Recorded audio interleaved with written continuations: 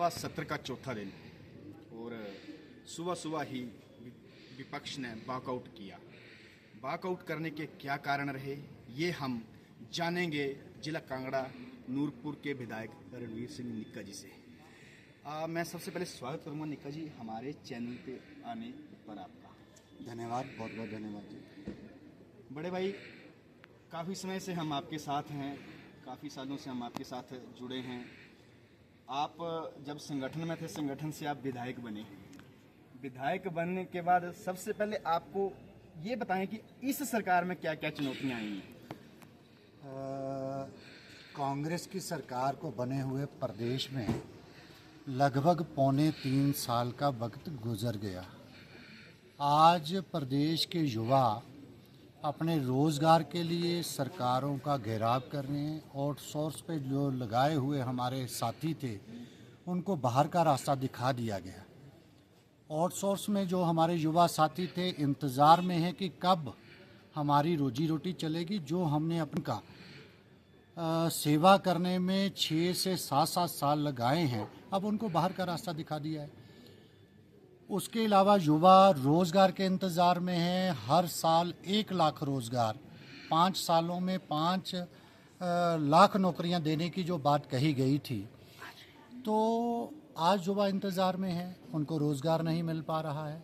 आज विधानसभा का चौथा दिन है हमारा, तो वॉकआउट इसलिए हुआ है जो डीए की किस्त हमारे जो पूर्व कर्मचारी थे उनको मिलनी थी।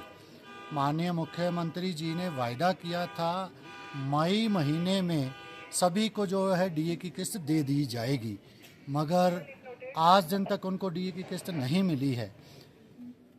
इसीलिए आज भी सदन के अंदर जब प्रश्न लगा तो माननीय मुख्यमंत्री जी ने ये कहा कि जब सरकार के पास कहीं से बजट आ जाएगा, अगर सरकार के पास बजट होगा तो उनको डीए की किस्त दे दी जाएगी।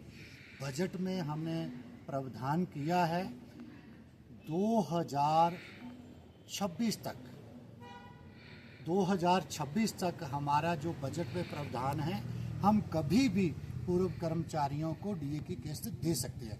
मगर इन्होंने बजट में वायदा किया था कि मई के महीने में सभी जो प्रदेश के हमारे कर्मचारी हैं जिनके डीए की किस्त देनी है, कुछ लोग बीमार हैं, परेशान हैं, इलाज कराना है, वृद्ध हैं, तो वो लोग अपनी किस्त के इंतज़ार में हैं।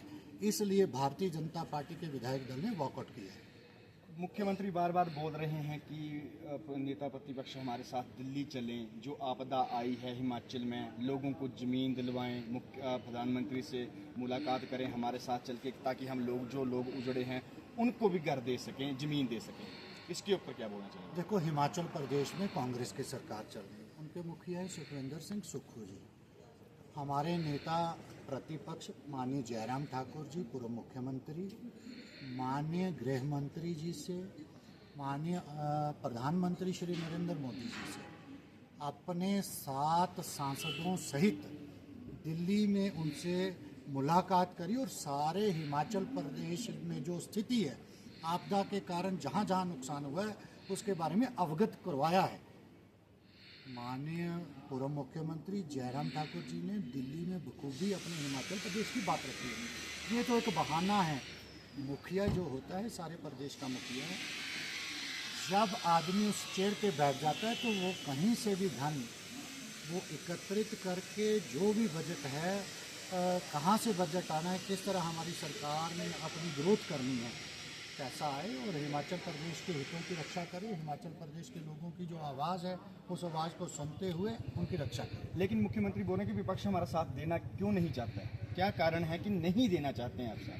प्रदेश के लोगों ने सत्ता की कमान कांग्रेस के मुख्यमंत्री सुखविंदर सिंह सुक्खू जी को सौंपी है।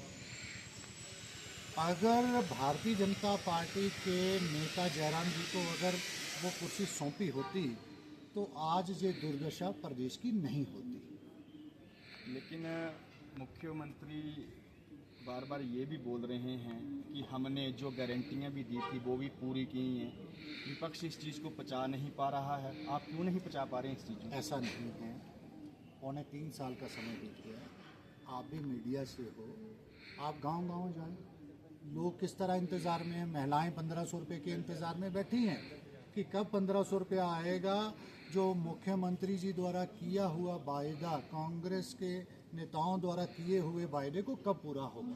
1500 रुपये के नाम पे आप गांव-गांव जाकर पूछें कि महिलाओं को 1500 रुपये मिला। 15 लाख की बात किसानों को 100 रुपये लीटर दूध खरीदने की बात कही थी, 80 रुपये लीटर दूध खरीदने की बात कही गई थी, गोबर खरीदने की बात कही गई थी। ये सारे जो वायदे खोखले हैं, झूठे के झूठे हैं। धरातल पर आप अपने चैनल के माध्यम से लोगों को जाकर पूछ सकते हैं। विधायक जी एक बात है, लेकिन मैंने अभी 1-2 दिन पहले कोई बात हुई थी कि जी हमारे 1500 के ऊपर, तो किसी वरिष्ठ मंत्री ने कहा 1500 के ऊपर तो इतना विवाद होता है, लेकिन मोदी जी 10 साल पहले आए थे, वो 15 लाख कहाँ गए। ये सारी बातें झूठी हैं। रोग प्रतिरोध केंद्र की सरकार प्रधानमंत्री श्री नरेंद्र मोदी जी के नेतृत्व में तीसरी बार बन गई। तीसरा कार्यकाल प्रधानमंत्री श्री नरेंद्र मोदी जी का जो है केंद्र में चल रहा है। बखूबी जो वायदे उन्होंने देशवासियों के साथ किए, एक एक वायदा उन्होंने निभाया है। चाहे 1 रैंक 1 पेंशन से शुरू हो जाए, किसान सम्मान निधि से हो जाओ, पूरे प्रदेश में 92,000 के करीब लोगों के प्रधानमंत्री आवास योजना के तहत घर मिल गए। पहली बार ऐसा हुआ एक पंचायत के अंदर 80 से 90 घर लोगों की पक्की छतें बन गई है। केंद्र सरकार से क्या उम्मीद करते हैं। लेकिन हिमाचल सरकार तो बोल रही है कि आपदा में हमने 7 लाख भी दिए, घर बनाने के लिए 7 लाख दे रहे हैं, जो कि आज तक किसी सरकार ने ऐसा नहीं की कि आपदा में इतना बड़ा बजट दिया हो। देखो ऐसा है, बादल फटा, लोगों का घर बह गया, पूरा डैमेज हो गया, उसकी ज़मीन भी वहाँ से खिसक गई। वो व्यक्ति वहाँ घर बनाने के लायक नहीं रहा। जो आपदा में घर क्षतिग्रस्त हुए हैं उनको कहीं नए स्थान पर जाकर अपना नया जीवन यात्रा शुरू होगी। उनको ठीक है, उनका 7 लाख रुपए से भी ज़्यादा बजट उनको ज़रूरत है। पहले वो ज़मीन खरीदेगा, फिर जाके अपना आशियाना बनाएगा। तो आपदा में अलग से पैकेज जो है लोगों को मिला है, क्योंकि लोगों का भारी नुकसान हुआ है। उनके बर्तन तक उनके कमरे के अंदर नहीं बचे। तो ये थे हमारे साथ कांगड़ा जिला के नूरपुर के विधायक निक्का जी, जिन्होंने अपने विपक्ष से हमारे जो सवाल थे उनका जवाब दिया, और विपक्ष के ऊपर जो सरकार आरोप लगा रही थी, सरकार के ऊपर जो विपक्ष आरोप, उसके ऊपर हमारी एक खुली मंच पे बात हुई। इन शब्दों के साथ धन्यवाद। मैं रजनीश ठाकुर, शिमला 70 से। आया ना मुंह में पानी आया ना।